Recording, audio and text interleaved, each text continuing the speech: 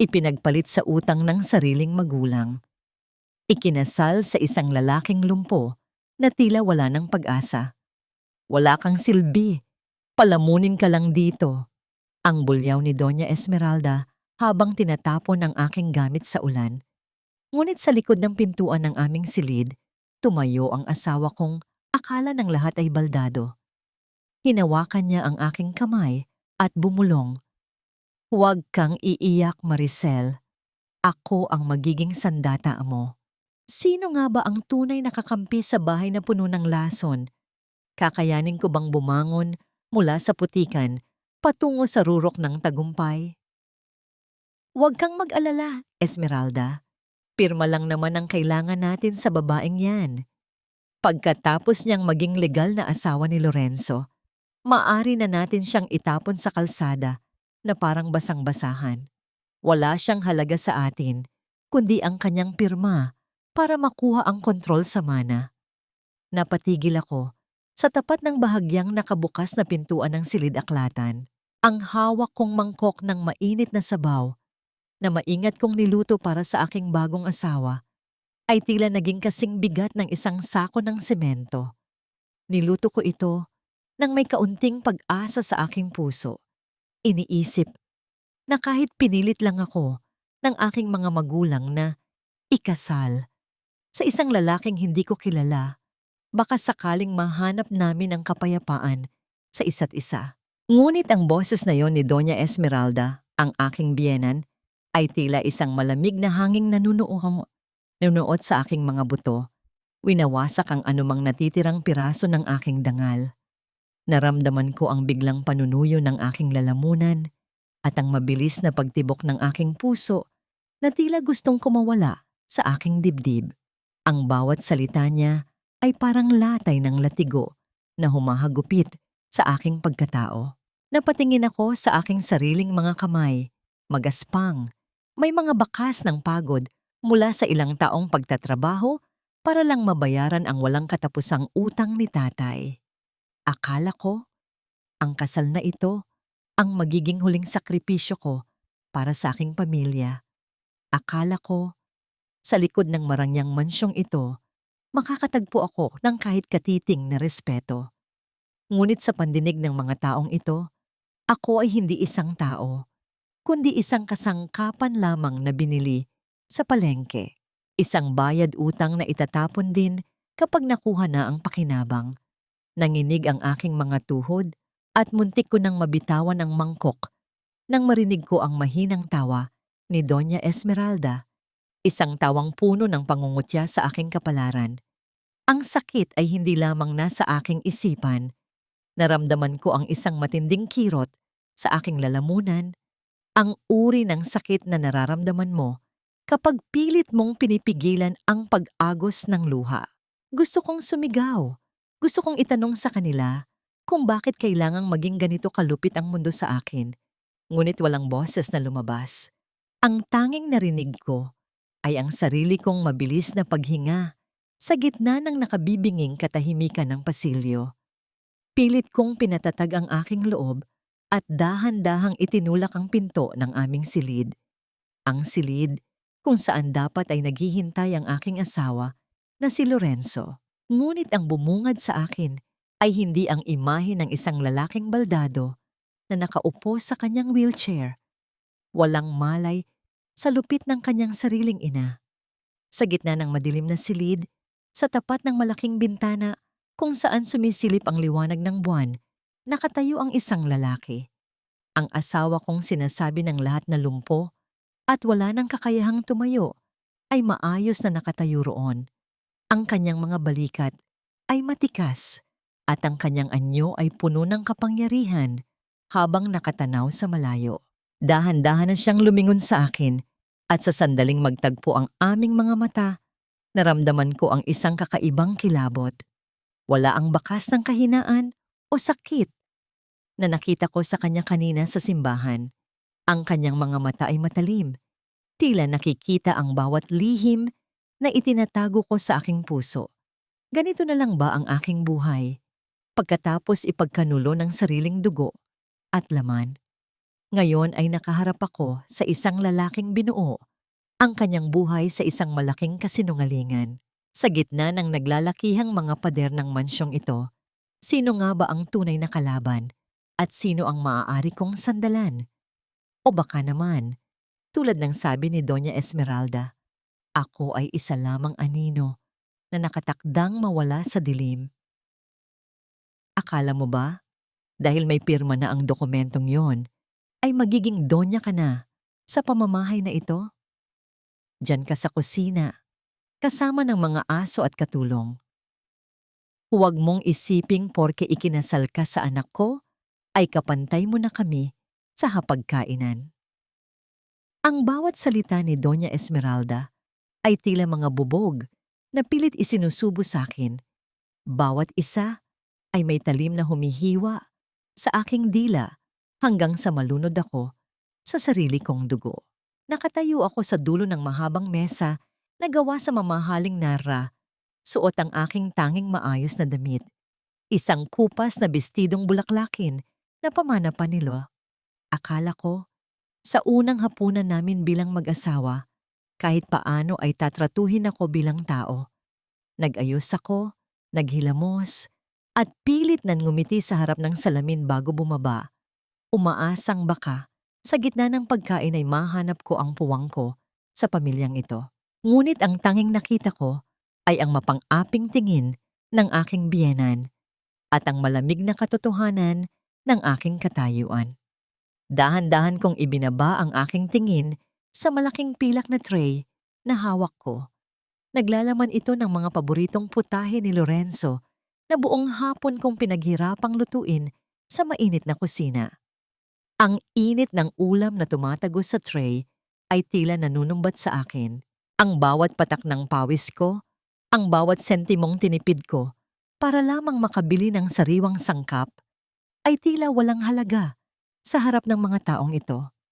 Naramdaman ko ang panginginig ng aking mga kamay, hindi dahil sa bigat ng tray, kundi dahil sa bigat ng kahihiyang unti-unting lumalamon sa aking pagkatao.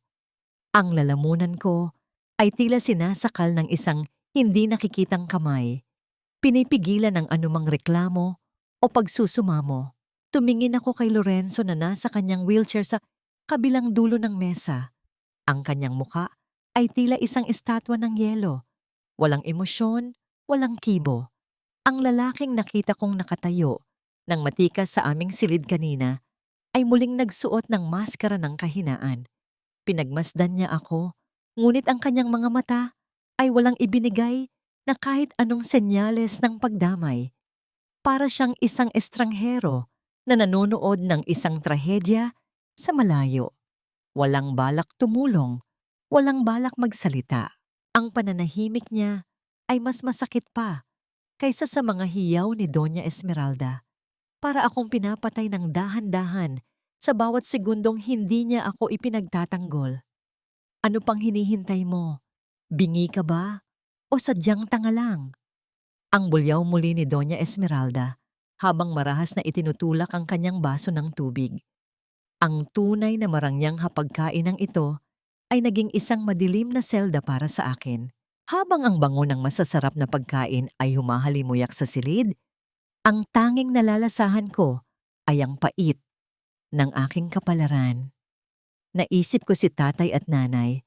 Sa aming munting barong-barong, siguro ay iniisip nila na masarap ang kinakain ko ngayon. Naligtas na ako sa hirap.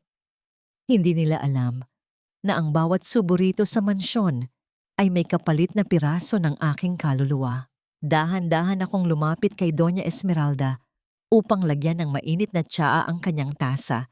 Pilit na pinatitigas ang aking loob upang hindi pumatak ang mga luhang kanina pa nagbabadyang umagos. Ngunit bago ko pa maibaba ang takore, biglang gumalaw ang kanyang kamay. Ang mainit na likido ay tumapon, hindi sa tasa, kundi sa aking kaliwang kamay. Isang matalim at nakapapapasong sakit ang agad na gumuhit sa aking balat. Ngunit mas matindi ang hapdi na naramdaman ko sa aking dibdib nang marinig ko ang kanyang mahinang tawa. Ay, pasensya na. Masyado kasing magaspang ang balat mo. Muntik ko nang makalimutan na tao pala ang nagsisilbi sa akin at hindi hayop.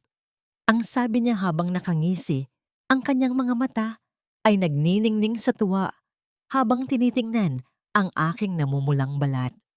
Napatingin ako kay Lorenzo, ang aking asawa. Nakita ko ang sandaling paghigpit ng kanyang hawak sa gilid ng kanyang wheelchair. Ang kanyang mga libro ng daliri ay naging maputi sa tindi ng pagkakahawak.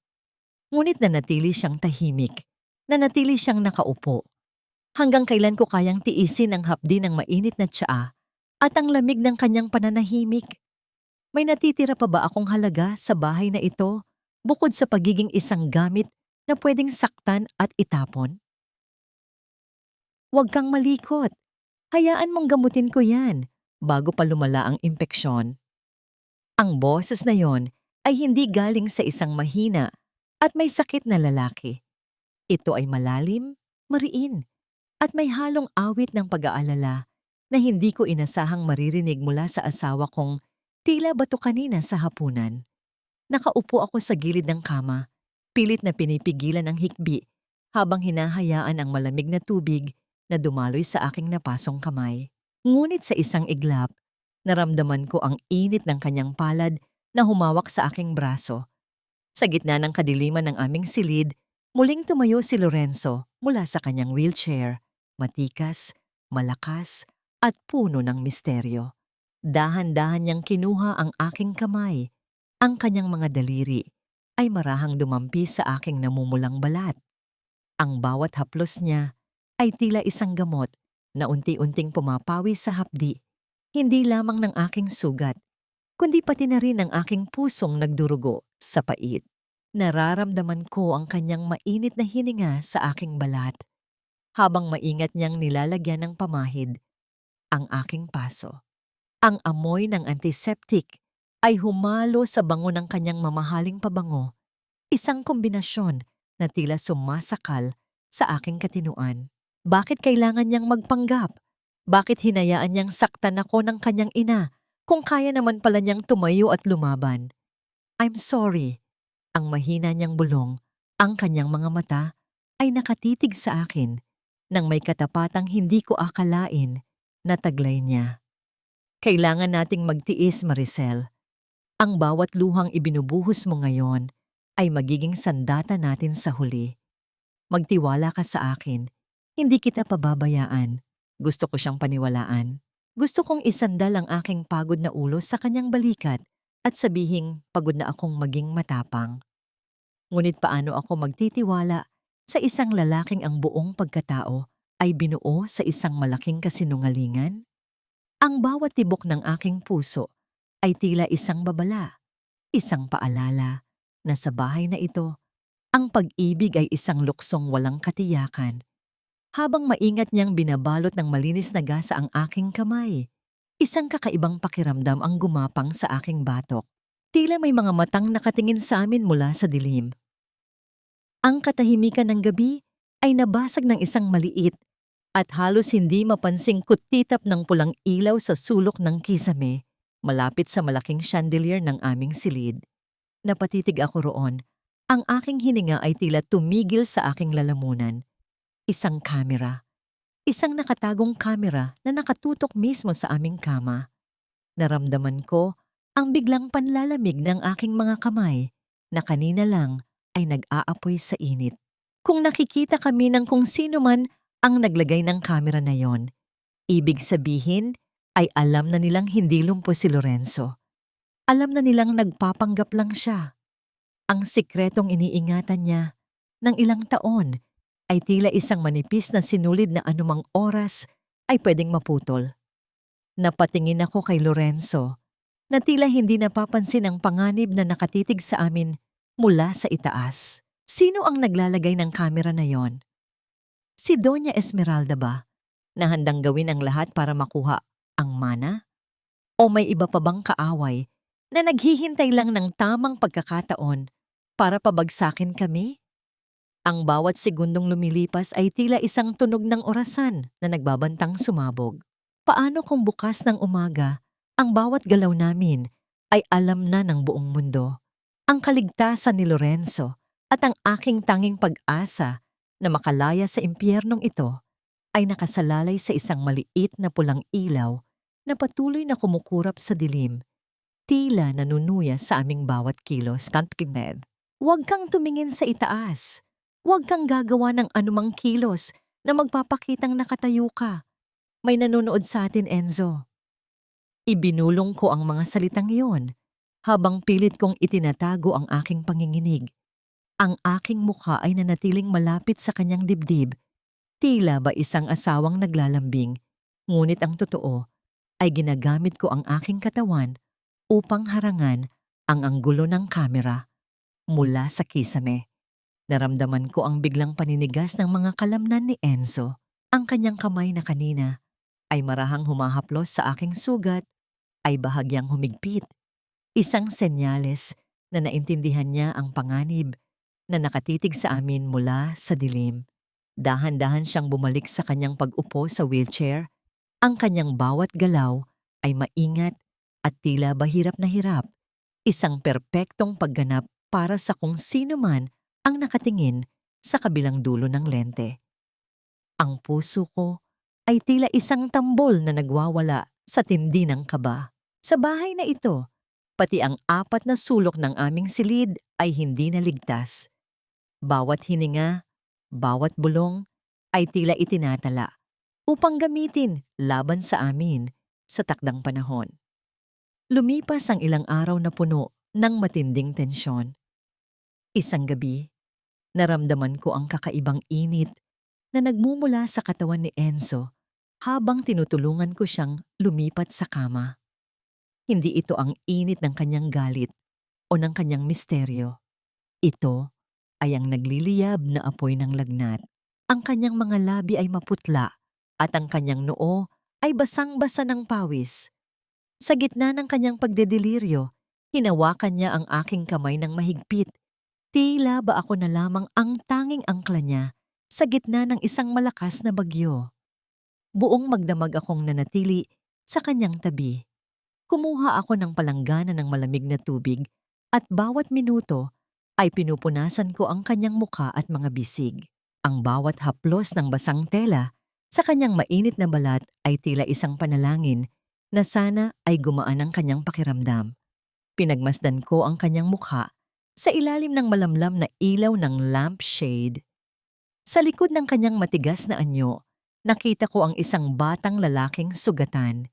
Isang taong kailangang magtago sa dilim upang mabuhay.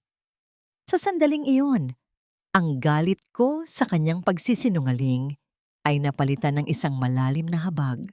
Nang sumapit ang umaga, hindi ang huni ng mga ibon ang gumising sa akin, kundi ang malakas na boses ni Doña Esmeralda mula sa ibaba.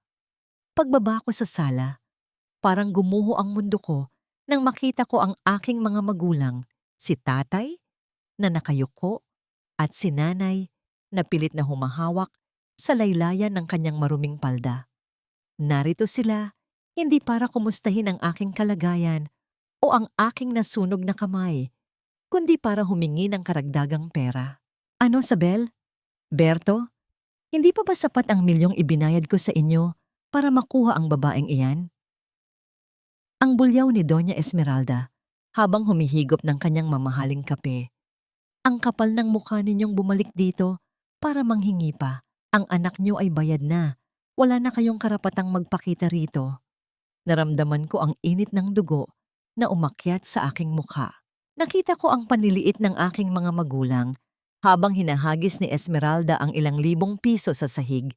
Tila ba nagpapakain ng mga asong gutom? Ang bawat sentimong dinampot ni tatay mula sa marmol na sahig ay tila isang sampal sa aking dangal. Ganito na lang ba ang halaga ko? Isang transaksyong hindi natatapos, isang gamit na binili at ang mga nagbenta ay patuloy na naniningil? Tumalikod ako, hindi ko na kayang panoorin ang kanilang kahihiyan. Ngunit sa aking pagpihit patungo sa itaas, nakita ko si Enzo sa tuktok ng hagdanan, nakaupo sa kanyang wheelchair. Pinapanood ang lahat. Ang kanyang mga mata ay nagniningning sa tindi ng puot. Habang nakatingin kay Esmeralda, ngunit nang magtama ang aming paningin, nakita ko ang isang bagay na mas matindi pa sa galit. Isang pangako. Ngunit bago ko pa mabasa ang kanyang iniisip, isang malakas na kalabog ang narinig mula sa labas ng mansyon. Kasunod ang sigaw ng mga gwardiya. May dumating na hindi inaasahan at sa hitsura ng mukha ni Esmeralda, tila ito ang lihim na matagal na niyang kinatatakutan. Inumin mo na ito, Lorenzo. Huwag mong paghintayin ang mamanahin mo sa iyong ama. Ang boses ni Doña Esmeralda ay kasing talim ng isang labaha habang iniaabot niya ang isang maliit na baso ng madilim na likido kay Enzo. Nakatayo ako sa gilid, pinagmamasdan ang bawat galaw ng aking biyenan. Kakagising lang ni Enzo mula sa kanyang matinding lagnat. Ang kanyang mga mata ay nananatiling maputla at ang kanyang katawan ay tila wala pang lakas. Ang bawat paghinga niya ay mabigat, isang paalala ng kanyang kahinaan na tila ba sinasadya ng tadhana. Kinuha ni Enzo ang baso ng may nanginginig na kamay. Pinagmasdan ko ang kanyang mga labi habang dahan-dahan niyang inilalapit ang baso roon. Ngunit sa sandaling iyon, isang kakaibang amoy ang humagip sa aking pang-amoy. Isang matamis ngunit nakasusukang halimuyak na tila bulok na prutas na hinaluan ng gamot. Bigla kong naalala ang mga turo ni Lola sa probinsya tungkol sa mga halamang nakalalasing at nakapagpapahina ng katawan. Ang likidong iyon ay hindi bitamina. Ito ay ang dahilan kung bakit ang mga binti ni Enzo ay nananatiling walang buhay sa paningin ng lahat. Ma'am, pagod pa ako. Mamaya na lang siguro? Mahinang sabi ni Enzo. Ang kanyang boses ay tila isang bulong na halos hindi marinig. Ngunit hindi natinag si Esmeralda. Ang kanyang mukha ay nanatiling nakaangiti. Ngunit ang kanyang mga mata ay puno ng pagbabanta. Isang nangiting hindi umaabot sa kanyang puso. Isang nangiting tila nanunuya sa bawat segundong lumilipas. Kailangan mo yan para lumakas ka, anak. Huwag kang matigas ang ulo. Maricel, tulungan mo ang asawa mo. Siguraduhin mong mauubos niya yan bago ka lumabas ng silid na ito. Utos niya sa akin bago siya tumalikod at naglakad palabas. Ang tunog ng kanyang mga takong sa sahig ay tila isang martsa ng kamatayan na unti-unting lumalayo. Nang masiguro kong wala na siya, agad kong kinuha ang baso mula sa kamay ni Enzo. Inilapit ko ito sa aking ilong at lalong tumindi ang aking hinala. Ang bawat patak ng likidong ito ay tila isang laso na dahan-dahang pumapatay sa pag-asa ni Enzo na muling makatayo. Napatitig ako sa kanya at sa kanyang mga mata. Nakita ko ang isang pagtanggap na tila ba sanay na siyang maging biktima sa sarili niyang tahanan. Isang matinding galit ang sumiklab sa aking dibdib. Galit para sa kanya at galit para sa sarili ko na hinayaang maging bahagi ng ganitong karumihan. Huwag mong iinumin ito, Enzo. Bulong ko. Ang aking boses ay puno ng determinasyon. Gagawa ako ng paraan. Hindi ko hahayaang patuloy kanilang saktan sa harap ko. Kinuha ko ang isang baso ng tubig at palihim na itinapon ng gamot sa paso ng halaman sa sulok ng silid.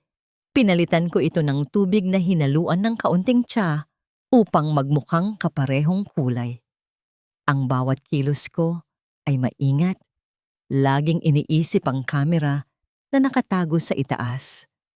Habang inaayos ko ang higaan ni Enzo, ang aking cellphone na nasa bulsa ay biglang nag-vibrate. Isang hindi kilalang numero ang lumitaw sa screen. Sa pag-aakalang isa lamang itong ahente, binaliwala ko ito, ngunit muling tumunog ang telepono. Sa ikatlong pagkakataon, sinagot ko ito ng walang imik. Maricel, huwag kang masyadong magpakitang gilas sa pag-aalaga sa iyong asawa. Ang boses ng isang lalaki mula sa kabilang linya ay malamig at tila nanggagaling sa kailaliman ng lupa. Alam namin ang sikreto ni Lorenzo. Alam naming nakakatayo siya. Kung ayaw mong mabulatlat ang katotohanan at mapahamak ang pamilya mo, sundin mo ang sasabihin ko. Napatigil ang tibok ng aking puso. Ang aking paningin ay bahagyang nagdilim habang ang boses ng estranghero ay patuloy na umaalingaw-ngaw sa aking pandinig. Sino ang taong ito? Paano niya nalaman ang tungkol kay Enzo? At higit sa lahat, ano ang kinalaman ng aking pamilya sa panganib na ito? Ang bawat pader ng mansyong ito ay tila iwan-tunting lumiliit. Sinasakal ako sa isang lihim na hindi ko na alam kung paano tatakasan.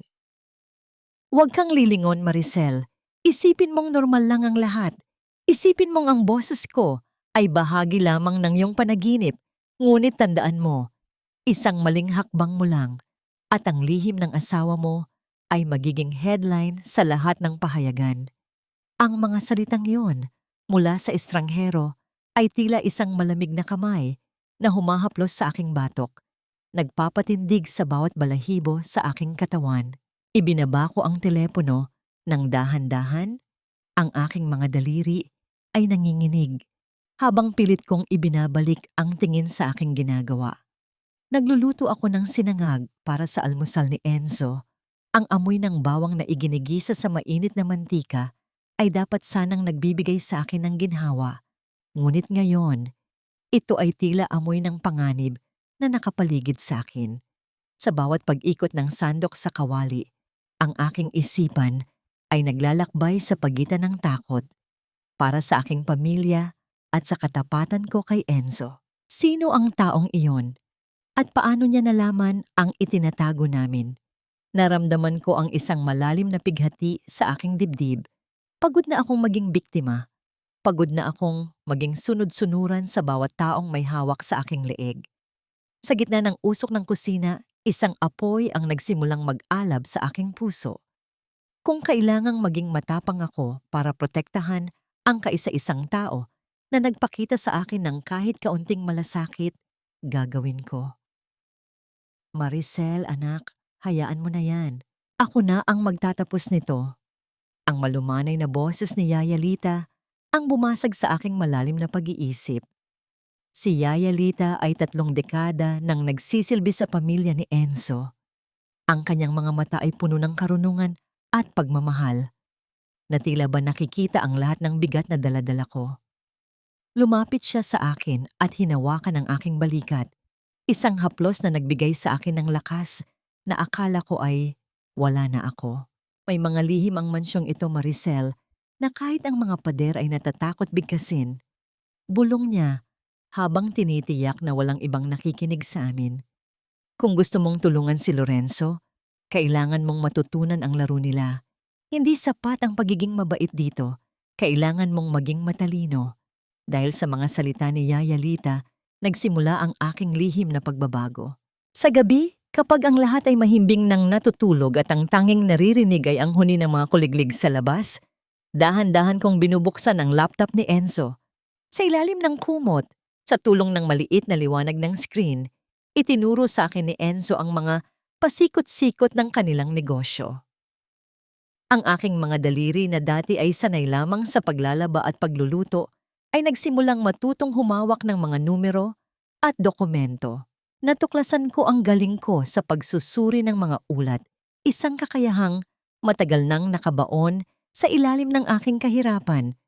Isang hating gabi, habang abala ako sa pagbabasa ng mga bank statement ni Esmeralda, naramdaman ko ang isang mainit na kumot na dahan-dahang ipinatong sa aking balikat. Lumingon ako at nakita ko si Enzo, nakaupo sa kanyang wheelchair. Pinagmamasdan ako ng may halong paghanga at panghihinayang. Sana ay hindi mo na kailangang gawin ito, Maricel, mahina niyang sabi. Ang kanyang boses ay puno ng pagsisisi. Dapat ay nag-aaral ka. Dapat ay malaya ka. Ngumiti ako sa kanya. Isang ngiting puno ng bagong natuklasang lakas. Kinuha ko ang kanyang kamay at dinala ito sa aking pisngi. Ito ang kalayaang pinili ko, Enzo. Ang protektahan ka ay ang paraan ko para mabawi ang sarili ko. Sa sandaling iyon, ang aming mga hininga ay tila nag-iisa sa katahimikan ng gabi. Isang tahimik na pangako ng pag-asa sa gitna ng unos. Ngunit ang katahimikan ay muling nabasag nang tumunog ang aking telepono sa ibabaw ng mesa. Isang mensahe mula sa hindi kilalang numero ang lumitaw. Buksan mo ang vault sa opisina ni Esmeralda bukas ng gabi. Kunin mo ang pulang folder. Kung hindi mo ito gagawin, asahan mo ang mga pulis sa pintuan ninyo sa probinsya. Napatitig ako sa screen. Ang aking hininga ay tila tumigil. Ang aking unang hakbang patungo sa tagumpay ay kailangang dumaan sa isang mapanganib na pagnanakaw sa mismong kuta ng aking kaaway. Paano ko gagawin ito nang hindi nahuhuli ng mga matang laging nakamasid sa bawat sulok ng mansyong ito? Sa bawat barya na ibinigay ko sa inyo, Nay, tila isang piraso ng aking kaluluwa ang inyong ibinibenta. Bayad na ako, di ba? Ibinenta niyo na ako sa mansyong ito. Kaya bakit kailangan niyo pa akong sipsipan ng dugo hanggang sa wala nang matira? Ang mga salitang yon ay lumabas sa aking mga labi nang may pait na hindi ko akalaing taglay ko. Nakatayo ako sa madilim na sulok ng likod bahay. Kaharap ang aking ina na si Aling Sabel. Dumating siya nang hindi inaasahan. Suot ang kanyang luma at mantsadong duster. Ang kanyang mga mata ay pilit na umiiwas sa aking tingin habang ang kanyang mga kamay ay mabilis na dinitiklop ang ilang libong pisong iniabot ko. Ito ang perang itinabi ko mula sa aking mga allowance, perang dapat sana ay gagamitin ko para sa aking pag-aaral sa hinaharap. Ngunit ngayon ay nauwi na naman sa pambayad ng sugal ni tatay. Naramdaman ko ang isang matinding paninigas sa aking dibdib habang pinagmamasdan ko ang aking ina na tila ba isang estranghero. Ang utang na loob na laging ibinibida nila sa akin ay naging isang kadenang bakal na lalong humihigpit sa bawat paghinga ko. Sa bawat haplos ko sa aking tiyan na tila ba nagugutom sa katarungan, naisip ko kung ganito rin ba ang nararamdaman ni Enzo sa loob ng mansyong ito. Pareho kaming bilanggo ng aming sariling dugo. Pagbalik ko sa loob ng bahay, ang katahimikan ng gabi ay tila isang babala. Hawak ko ang susi na palihim kong nakuha mula sa silid ni Doña Esmeralda habang siya ay abala sa kanyang pakikipagmahjong sa mga kaibigan niya. Ang malamig na bakal ng susi sa aking palad ay tila nagniningas, nagpapaalala sa akin ng panganib na aking papasukin. Dahan-dahan akong naglakad patungo sa opisina ni Esmeralda. Ang bawat tunog ng aking sariling paghinga ay tila isang pasabog sa gitna ng katahimikan. Pagpasok ko sa opisina, ang amoy ng mamahaling pabango at alikabok ay agad na sumalubong sa akin. Mabilis kong hinanap ang vault sa likod ng malaking painting ng mga ninuno ni Enzo. Sa tulong ng code na ibinigay ng estranghero sa telepono, dahan-dahan kong pinihit ang numero. Sa bawat tunog ng mekanismo sa loob ng vault, ang aking puso ay tila tumitigil sa pagtibok. Nang sa wakas ay bumukas ito. Nakita ko ang isang pulang folder na nakapatong sa ibabaw ng mga alahas at pera. Kinuha ko ang folder at binuksan ito ng bahagya. Ang aking mga mata ay nanlaki nang makita ko ang mga dokumento tungkol sa isang pekeng kumpanya na ginagamit ni Esmeralda upang nakawin ang pondo ng pamilya. Ngunit higit sa lahat, nakita ko ang isang liham mula sa isang doktor. Liham na nagpapatunay na ang lason na ibinibigay niya kay Enzo ay unti-unting sisirain ang kanyang nervous system hanggang sa hindi na talaga siya makalakad habang buhay. Nanginig ang aking buong katawan. Ang bawat pahina ng folder na ito ay tila isang ebidensya ng isang krimen na mas malala pa sa pagnanakaw ng pera.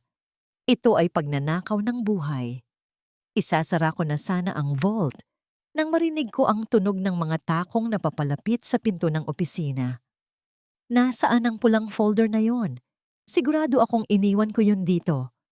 Ang boses ni Doña Esmeralda ay malapit na. Tila ba nasa likod na lamang ng pinto? Ang aking hininga ay naging mababaw at mabilis. Walang ibang matataguan sa loob ng silid kundi ang ilalim ng malaking mesa. Sa gitna ng dilim, habang ang anino ni Esmeralda ay unti-unting humahaba sa sahig ng opisina, naitanong ko sa aking sarili, ito na ba ang dulo ng aking pagtatangka? Kung mahuhuli niya ako, Hindi lamang ang aking buhay ang matatapos, kundi pati na rin ang huling pag-asa ni Enzo na makamit ang katarungan. Sa bawat segundong lumilipas, tila unti-unting nauubos ang hangin sa ilalim ng malaking mesang ito. Ang amoy ng mamahaling barnis ng kahoy ay humahalo sa amoy ng aking sariling takot. Isang malapot at nakasusukang timpla na dahan-dahang lumulunod sa aking katinuan. Nakatago ako sa madilim na espasyo sa ilalim ng mesa ni Doña Esmeralda. Yakap ang pulang folder sa aking dibdib na tila ba ito ang aking kaisa-isang kaligtasan. Ang mga takong ng kanyang sapatos ay humihinto mismo sa tapat ng aking kinaroroonan. Naririnig ko ang marahas na pagbukas ng mga drawer, ang tunog ng mga papel na hinahagis at ang kanyang mabilis at galit na paghinga. Ang bawat kaluskos ay tila isang dagok sa aking pandinig. Kung titingin lang siya sa ibaba, kung mahuhulog lang ang aking suot na tsinelas, ang lahat ng pinaghihirapan namin ni Enzo ay maglalaho na parang usok. Nasaan na yon? Imposibleng mawala yon dito. Ang bulyaw niya sa gitna ng katahimikan ng gabi. Narinig ko ang pagpindot niya sa kanyang telepono.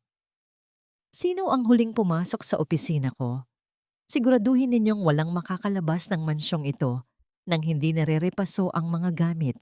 Lalo na ang babaeng yan. Hindi ako naniniwalang wala siyang alam. Nang makaalis si Esmeralda, tila isang lantang gulay akong gumapang palabas. Ang aking mga tuhod ay nanginginig at ang aking paningin ay bahagyang nagdidilim. Ngunit alam kong wala akong oras para manghina. Ang impormasyong hawak ko ay sapat na upang pabagsakin ang reyna ng kadiliman sa bahay na ito. Ngunit kailangan ko ng tamang pagkakataon. At ang pagkakataong iyon ay dumating sa gabing idinaos ang engrandeng selebrasyon para sa anibersaryo ng kumpanya. Sa gitna ng malaking ballroom na puno ng mga nagnining-niningning na kristal at mga taong nakasuot ng mamahaling alahas, ako ay nanatili sa anino. Pinilit ako ni Esmeralda na magsilbi bilang isa sa mga tauhan sa kusina. Isang paraan niya upang ipamukha sa lahat na kahit asawa ako ng tagapagmana, ako ay mananatiling isang alipin. Ngunit hindi niya alam, ito ang aking bentahe. Habang naglalakad ako, bitbit ang mga tray ng mamahaling alak, pinagmamasdan ko ang bawat kilos ng mga board members. Gamit ang mga natutunan ko mula kay Enzo, alam ko na kung sino ang mga taong tapat at sino ang mga bayaran ni Esmeralda. Ang naganap sa gitna ng gabi. Isang matandang board member ang tila nahihirapan sa pag-unawa ng isang ulat na ipinapakita ni Esmeralda sa screen. Lumapit ako ng may paggalang, nagkunwaring mag-aabot lamang ng inumin, ngunit sa isang mahinang tinig ay itinama ko ang maling numero na binabanggit ni Esmeralda. Ang gulat sa mga mata ng matanda at ang biglang pananahimik ni Esmeralda ay sapat na upang maramdaman ko ang tamis ng aking unang tagumpay. Hindi na ako ang Maricel na walang alam. Ako na ang babaeng may hawak ng katotohanan.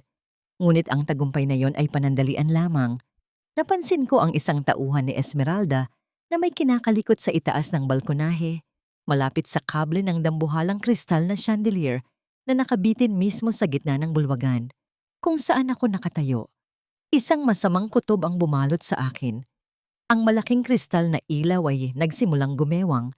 Ang bawat piraso ng salamin nito ay tila mga bituing na walan ng liwanag at handa nang bumagsak.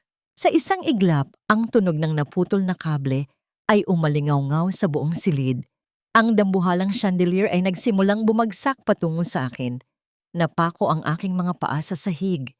Ang aking hininga ay nabilatukan ng takot. Ngunit bago pa man dumapo ang kamatayan sa aking ulo, isang malakas na braso ang humila sa akin. Naramdaman ko ang init ng isang katawan na tumakip sa akin. Ang tunog ng nabasag na libu-libong kristal sa aming paligid ay tila isang pagsabog ng kulog. Ngunit sa gitna ng kaguluhang iyon, ang tanging narinig ko ay ang mabilis na tibok ng puso ng lalaking yumayakap sa akin. Dahan-dahan kong iminulat ang aking mga mata at halos hindi ako makapaniwala sa aking nakita. Si Enzo, ang asawa kong dapat ay nakaupo sa wheelchair sa kabilang panig ng silid, ay nakatayo ngayon sa gitna ng ballroom. Ang kanyang mga binti na akala ng lahat ay walang buhay ay matatag na nakatukod sa sahig. Ang lahat ay natahimik. Ang mga kamera ng mga mamamahayag ay nagsimulang mag-flash, kinukunan ng himala na nagaganap. Ngunit sa likod ng gulat ng lahat, nakita ko ang mukha ni Esmeralda, putlang-putla at puno ng tindi ng galit.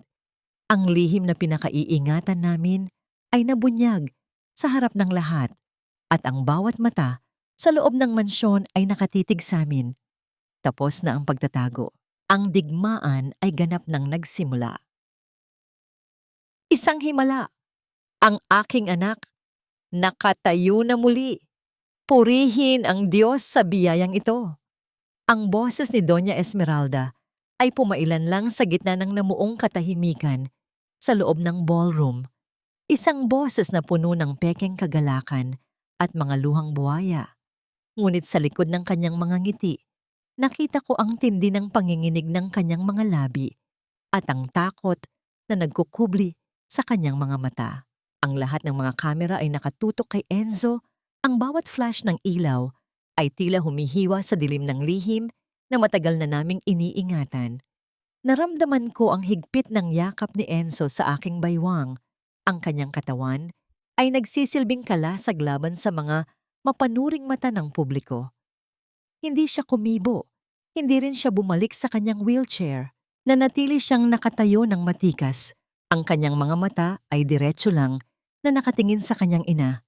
Isang tingin na puno ng hatol at walang bahid ng kapatawaran. Sa sandaling iyon, ang imahe ng isang lumpong tagapagmana ay tuluyan ng gumuho at ang lumitaw ay ang tunay na Lorenzo, ang haring handa ng bawiin ang kanyang trono. Hindi ito himala, Esmeralda. Ang malamig na boses ni Enzo ay umalingaw-ngaw, mas malakas pa kaysa sa anumang hiyaw. Ito ang resulta ng pagtatapos ng iyong panunupil. Ang laso na ibinibigay mo sa akin araw-araw ay hindi sapat upang patayin ang aking pangarap na makamit ang katarungan. Ang bawat salitang binitawan ni Enzo ay tila mga bala na tumatama sa dibdib ni Esmeralda.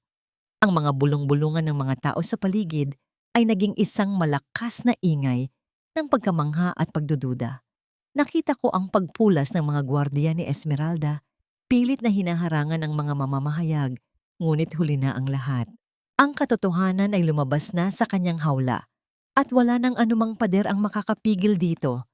Pagbalik namin sa mansyon matapos ang kaguluhan sa ballroom, ang hangin ay tila mas mabigat kaysa dati.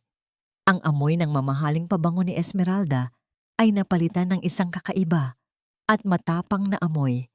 Ang amoy ng gaas na kumalat sa buong sala.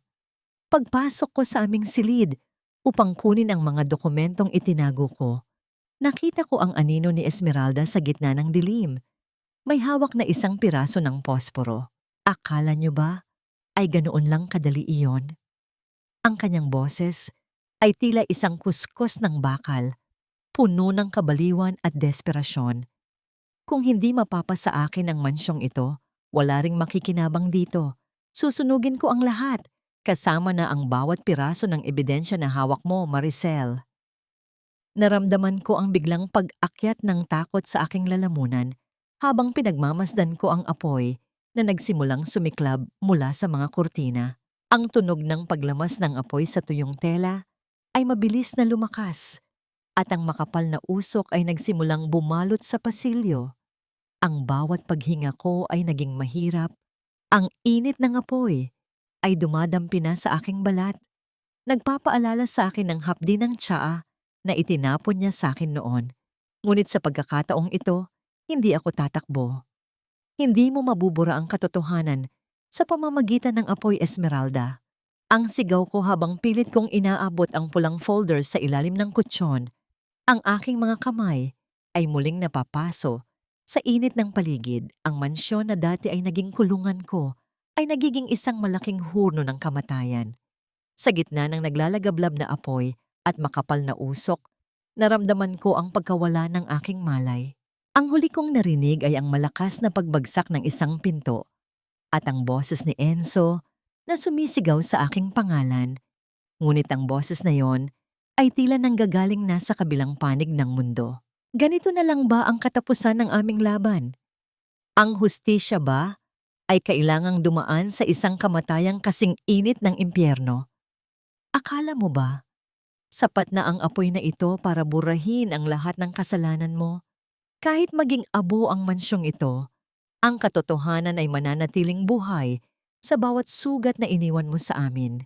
Ang boses ni Enzo ay narinig ko sa gitna ng aking panaginip. Isang boses na puno ng pait at determinasyon habang nararamdaman ko ang kanyang malakas na braso na bumuhat sa akin palabas ng naglalagablab na silid. Ang makapal na usok ay tila isang itim na kumot na sumasakal sa aking hininga. At ang bawat hakbang ni Enzo ay sinasabayan ng tunog ng naglalakasang pagbagsak ng mga poste ng kahoy na nilalamon ng apoy. Sa kabila ng init na humahaplos sa aking balat, ang tanging naramdaman ko ay ang higpit ng aking pagkakahawak sa pulang folder. Kahit sa huling sandali ng aking malay, alam kong ito lamang ang tanging paraan upang tuluyan kaming makalaya. Nang imulat ko ang aking mga mata, hindi ang impyernong pingkyerno ng apoy ang bumungad sa akin, kundi ang maputing kisame ng isang silid sa ospital. Ang amoy ng antiseptic ay naging isang matamis na bango ng kaligtasan. Tumingin ako sa aking mga kamay na nababalot ng gasa. Ang bawat hapdi ay tila isang medalya ng aking pakikipaglaban. Sa tabi ko, nakita ko si Enzo na nakaupo sa gilid ng aking kama. Hindi na siya ang lalaking nakatago sa wheelchair. Siya ay isang lalaking pagod, may mga bakas ng uling sa kanyang mukha. Ngunit ang kanyang mga mata ay nagniningning sa tindi ng pag-alala at pasasalamat. "Gising ka na," mahina niyang sabi. Ang kanyang boses ay tila isang himig na nagpapatahimik sa lahat ng takot sa aking puso. Nakuha na ng mga pulis ang folder, Maricel. Ang bawat pahina roon ay sapat na para mabulok si Esmeralda sa loob ng rehas. Wala na siyang matatatakbuhan. Ang batas na mismo ang kukuha sa kanya. Hindi pa man ako nakakasagot nang bumukas ang pinto at pumasok ang aking mga magulang. Inaasahan kong makakakita ako ng luha ng pagsisisi, ngunit ang bumungad sa akin ay ang dati pa ring mukha ng kasakiman. "Maricel, anak, mabuti at ligtas ka. Narinig namin na ikaw na ang magiging CEO ng kumpanya dahil nakulong na ang biyenan mo. Siguro naman ay maaari mo nang bayaran ang lahat ng utang ng tatay mo, di ba?" Ang boses ni nanay ay puno ng pilit na lambing, ngunit bawat salita niya ay tila isang panibagong sugat sa aking pagkatao. Tumingin ako sa kanila nang may malamig at matatag na mga mata. Naramdaman ko ang isang malaking pagbabago sa loob ko. Ang Maricel na dating umiiyak sa bawat sigaw nila ay wala na. "Lumabas kayo," ang mahinang sabi ko, ngunit ang bawat salita ay may bigat ng isang pader na bakal. "Ibinenta niyo na ako sa mansyong ito, kaya huwag niyo na akong hanapan ng anumang utang na loob. Tapos na ang obligasyon ko sa inyo. Mula ngayon, ang buhay ko ay para na sa sarili ko." Ang kanilang gulat na mukha habang pilit silang inalalaya ng mga gwardiya palabas ay ang huling alaala na itatabi ko tungkol sa aking pamilya. Pagkaalis nila, ang silid ay binalot ng isang katahimikan na puno ng mga hindi binibigkas na salita. Kinuha ko ang isang sobre mula sa ilalim ng aking unan, isang dokumentong palihim kong ipinahanda bago pa mangyari ang sunog. Inabot ko ito kay Enzo. "Ano ito?" tanong niya. Ang kanyang noo ay bahagyang kumunot habang binubuksan ang sobre. Ang kanyang mga kamay ay dahan-dahang nanginig nang mabasa ang nakasulat sa itaas. "Petition for annulment." "Ito ang kalayaang ibinibigay ko sa iyo, Enzo." Ang aking boses ay nanginginig, ngunit puno ng katotohanan. "Ikinasal tayo dahil sa utang at kasinungalingan. Gusto kong maging malaya ka At gusto ko ring maging malaya ako. Hindi tayo pwedeng bumuo ng isang buhay sa ibabaw ng mga abo ng nakaraan. Kailangan nating magsimula bilang tayo, hindi bilang biktima, hindi bilang bayad utang. Napatitig si Enzo sa mga dokumento at sa kanyang mga mata ay nakita ko ang isang tindi ng sakit na tila mas masakit pa kaysa sa apoy na pinagdaanan namin. Ganito na lang ba ang katapusan ng aming paglalakbay? Matapos ang lahat ng sakripisyo, kailangan ba naming maghiwalay upang mahanap ang tunay na sarili? Ang bawat tibok ng orasan sa ospital ay tila isang paalala na sa bawat paglaya, mayroong isang uri ng sakit na kailangang yakapin bago mahanap ang tunay na kapayapaan. Hindi kita pipilitin, Maricel. Kung ang paglaya mo ang tanging paraan para makita kitang muling nangumingiti ng totoo, tatanggapin ko ang sakit na ito. Pero tandaan mo, ang papel na ito ay hindi kailanman makakabura sa bawat sakripisyong ginawa mo para sa akin. Iyon ang mga huling salitang iniwan ni Enzo bago siya dahan-dahang lumabas ng aking silid sa ospital. Pinagmasdan ko ang kanyang likod, matikas at hindi na kailanman muling kakailanganin ng wheelchair. Ngunit sa bawat hakbang niya palayo, tila may isang bahagi ng aking puso ang pilit na sumasama sa kanya. Naramdaman ko ang init ng luhang tumakas sa aking mga mata, bumabakas sa aking mga pisnging may mga peklat pa ng nakaraan. Ang kalayaang hinihingi ko ay may kaakibat na katahimikang nakabibingi. 6 na buwan ang mabilis na lumipas. Nakatayo ako ngayon sa tapat ng malaking salamin ng aking sariling opisina. Hindi na ako ang babaeng may amoy ng uling at lansa ng isda. Suot ko ang isang kulay asul na suit na hapit sa aking katawan, sumisimbolo ng aking bagong katayuan bilang tagapagtatag ng Silay Foundation. Gamit ang talinong hinubog sa gitna ng panganib at ang kaunting puhunang iniwan sa akin ni Lolo na hindi nakuha ni Tatay, nakapagtayo ako ng isang institusyong tumutulong sa mga kababaihang biktima ng pang-aabuso at kahirapan. Ang bawat detalye ng aking paligid ay nagpapakita ng aking tagumpay. Ang amoy ng sariwang bulaklak ng jasmine sa aking mesa ay humahalo sa amoy ng bagong timplang kape. Isang samyo ng kapayapaang pinaghirapan kong makamit. Wala na ang takot sa bawat yapak sa pasilyo. Wala na ang kaba sa bawat tunog ng telepono.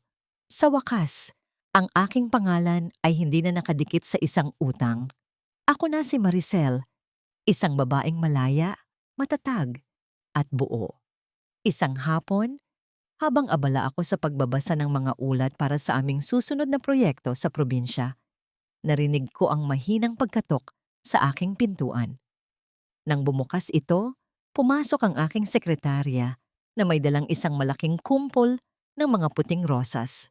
Walang card, walang pangalan, ngunit ang bawat talulot nito ay tila pamilyar sa aking alaala. Ang bango nito ay nagdala sa akin pabalik sa mga gabing magkasama kaming nag-aaral ni Enzo sa ilalim ng malamlam na ilaw. Sino ang nagpadala nito? Tanong ko habang dahan-dahang hinahaplos ang malalambot na rosas. Isang ginoo po sa labas, ma'am. Kanina pa po siya naghihintay. Pero sabi niya, ay wag daw po kayong gambalain kung abala kayo. Ang sagot ng aking sekretarya na may kasamang matamis na ngiti. Naramdaman ko ang mabilis na pagtibok ng aking puso. Isang pintig na matagal ko ng pilit na pinatatahimik. Lumabas ako ng aking opisina at doon, sa gitna ng lobby ng aking kumpanya, nakita ko siya. Nakatayo si Enzo, suot ang isang simpleng puting t-shirt at maong, malayo sa marangyang anyo ng isang bilyonaryong tagapagmana. Wala siyang dalang kahit ano, kundi ang kanyang mga mata na puno ng paghanga at respeto. Maricel, ang kanyang boses ay tila isang haplos sa aking pandinig, mahinahon at puno ng katotohanan. Hindi ako narito para bawiin ang annulment. Narito ako dahil gusto kong makilala ang babaeng ito. Ang CEO ng Silay, ang babaeng nakatayo sa sarili niyang mga paa. Maari ba akong mag-apply bilang isang donor? O baka naman Bilang isang kaibigan na nais magsimulang muli, napatitig ako sa kanya at sa unang pagkakataon, sa loob ng maraming buwan, naramdaman ko ang tunay na ngiti na sumilay sa aking mga labi. Ang aming kwento ay hindi natapos sa abo ng mansyon. Ito ay nagsisimula pa lamang sa ilalim ng sikat ng araw ng aming bagong buhay. Ngunit habang tinititigan ko ang kanyang mga mata, isang tanong ang pumasok sa aking isipan. Handa na nga ba akong buksan muli ang aking puso sa lalaking naging bahagi ng aking pinakamadilim na gabi? O ang kalayaang tinatamasa ko ngayon ay sapat na upang punan ang puwang sa aking kaluluwa? Hindi kailangan ng mga mararangyang salita, Enzo. Hindi rin kailangan ng mga pangakong kasing taas ng mga gusali sa lungsod. Ang kailangan ko ay ang katotohanan. Isang katotohanang hindi na kailangang magtago sa dilim. Ang boses ko ay matatag habang naglalakad kami sa dalampasigan ng isang malit na baryo kung saan itinatayo ang aming bagong paaralan. Ang malamig na simoy ng dagat ay humahaplos sa aking mukha, dala ang alat ng tubig at ang tamis ng kalayaan. Ang bawat yapak namin sa basang buhangin ay nagiiwan ng bakas na agad ding binubura ng bawat hampas ng alon. Tila ba sinasabi ng kalikasan na ang bawat pagkakamali ng nakaraan ay maaari ring mahugasan ng panahon. Pinagmasdan ko si Enzo. Wala na ang bakas ng pagiging matigas na bilyonaryo sa kanyang anyo. Suot niya ang isang simpleng t-shirt na may mantsa ng pintura dahil sa pagtulong niya sa pag-aayos ng mga silya kanina. Sa loob ng 3 buwang panliligaw niya, hindi niya ako binigyan ng mga alahas o mamahaling sasakyan. Sa halip, ibinigay niya ang kanyang oras. Narito siya sa bawat pagod ko, sa bawat proyektong itinatayo ko para sa mga kababaihan, tahimik na sumusuporta sa likod ng aking tagumpay. Naiintindihan ko, Maricel. Mahina niyang sagot habang humihinto kami sa tapat ng papalubog na araw. Ang langit ay nagmistulang isang malaking canvas ng kulay kahel, lila at ginto. Isang tanawing tila isang gantimpala. Matapos ang mahabang gabi ng unos, hindi ako narito para maging asawa mo dahil sa isang kontrata. Narito ako dahil ikaw ang liwanag na nagligtas sa akin sa sarili kong kadiliman. Kung kailangan kong maghintay ng habambuhay para makuha ang iyong tiwala, gagawin ko. Naramdaman ko ang isang malalim na hapdi sa aking dibdib, ngunit sa pagkakataong ito, hindi ito hapdi ng sakit. Ito ay ang hapdi ng isang pusong muling nagbubukas. Dahan-dahan kong inabot ang kanyang kamay, ang kanyang mga palad na dati ay malamig, at puno ng tensyon ay naramdaman kong mainit at banayad na ngayon. Ang aming mga daliri ay dahan-dahang nagtagpo. Isang simpleng pagkakahawak na tila nagdurugtong sa 2 kaluluwang pinaghiwalay ng trahedya at muling pinag-isa ng pag-ibig na dumaan sa apoy. Wala ng kamera na nakatago sa kisame. Wala ng biyanang nagbabantay sa bawat kilos namin. Wala ng mga magulang na nakatunghay para sa kanilang sariling kapakinabangan. Kami na lamang 2 sa harap ng malawak na karagatan. Ang bawat buntong hininga ko ay tila isang pagpapakawala sa lahat ng pait ng kahapon. Ang bawat tibok ng puso ko ay tila isang awit ng pasasalamat dahil sa wakas, natagpuan ko na ang aking sarili bago ko muling natagpuan ang taong karapat-dapat sa akin. Hindi ko maipapangako na magiging madali ang lahat, Enzo. Bulong ko habang nakasandal ang aking ulo sa kanyang balikat. Pinagmamasdan ang huling sikat ng araw sa abot tanaw. Pero handa akong sumubok. Handa akong magsimula sa simula. Walang lihim, walang pagtatago. Tayo lang. Naramdaman ko ang kanyang paghalik sa tuktok ng aking ulo. Isang halik na puno ng respeto at pangako. Ang katahimikan sa aming paligid ay hindi na nakabibingi. Ito ay naging isang himig ng kapayapaan. Sa bawat paghampas ng alon sa pampang, tila may isang bagong pahina na bumubukas sa aming buhay. Ang Maricel na biktima ng tadhana ay tuluyan ng pumanaw kasama ng apoy ng mansyon, at ang Maricel na nakatayo rito ngayon ay ang reyna ng kanyang sariling kapalaran. Handang harapin ang bukas, nang may ngiti sa mga labi at pag-asa, sa bawat tibok ng puso. Sa bawat hakbang ko sa bagong tayong paaralan ng Silay Foundation, tila naririnig ko ang bulong ng aking nakaraan, hindi na bilang isang sumpa, kundi bilang isang paalala kung gaano kalayo na ang aking narating. Ang amoy ng bagong pintura at ang halimuyak ng mga sariwang bulaklak sa paligid ay isang matamis na patunay na ang bawat patak ng luha ko noon ay naging dilig para sa aking muling pagsibol. Nakatayo ako sa gitna ng silid-aralan, pinagmamasdan ang mga batang nagtatakbuhan nang may mga ngiti sa kanilang mga labi. Ang mga kamay ko, na dati ay puno ng paltos mula sa pagtatrabaho at paso mula sa kalupitan ni Doña Esmeralda, ay maayos na ngayon. Ang mga bakas ng sugat ay naroon pa rin, ngunit tila naging mga medalya na lamang sila ng aking katapangan. Hindi na ako ang babaeng tinitingnan bilang bayad utang. Ako na si Maricel, ang babaeng nagpatunay na ang isang pusong binuo sa gitna ng unos ay hindi kailanman muling matitibag. Balita ko ay nananatili pa rin sa loob ng kulungan si Esmeralda. Pinagdudusahan ang bawat sentimong ninakaw niya at ang bawat buhay na tinangka niyang sirain. Ang mansyong dati ay kulungan namin ni Enzo ay isa na lamang alaala ng abo at alikabok. Ang aking mga magulang naman ay nananatili sa kanilang maliit na dampa sa probinsya, namumuhay sa kung ano ang itinatadhana ng kanilang sariling mga desisyon. Hindi ko sila kinamumuhian, ngunit hindi ko na rin hinahayaang ang kanilang anino ay humarang sa aking sikat ng araw. Natutunan ko na ang tunay na pagpapatawad ay hindi ang pagbabalik sa dati, kundi ang pagpili na maging malaya sa bigat ng galit.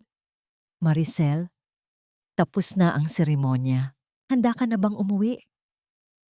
Ang boses ni Enzo ay muling pumailan lang. Isang boses na ngayon ay puno ng kagaanan at pag-asa. Lumapit siya sa akin, hindi bilang isang asawa sa papel, kundi bilang isang lalaking pinili kong makasama sa bawat pagsubok ng buhay. Kinuha niya ang aking kamay at sa sandaling magtagpo ang aming mga palad. Naramdaman ko ang isang uri ng katahimikang hindi kayang bilhin ng anumang yaman. Ang aming pag-ibig ay hindi isang mabulaklak na pangako. Ito ay isang matatag na pundasyong binuo sa katotohanan, respeto, at pagtanggap. Handa na ako, Enzo, ang aking tugon habang dahan-dahan kaming naglalakad palabas ng gusali, sinalubong ang dapit hapon na kulay ginto. Handa na akong harapin ang bukas dahil alam kong hindi ko na kailangang magtago sa dilim. Ang bawat tibok ng aking puso ay tila isang himig ng paglaya. Sa gitna ng malawak na mundo, natagpuan ko ang pinakamahalagang kayamanan, ang aking sariling halaga. Ang kwento ng aking buhay ay hindi na isang trahedya ng isang lumpong pangarap, kundi isang epiko ng isang babaeng muling isinilang mula sa abo. Handang lumipad patungo sa rurok ng kanyang sariling kaligayahan. Wala nang takot, wala nang pag-aalinlangan. Dahil sa dulo ng bawat bagyo, laging may isang umagang naghihintay na puno ng pag-asa at bagong simula.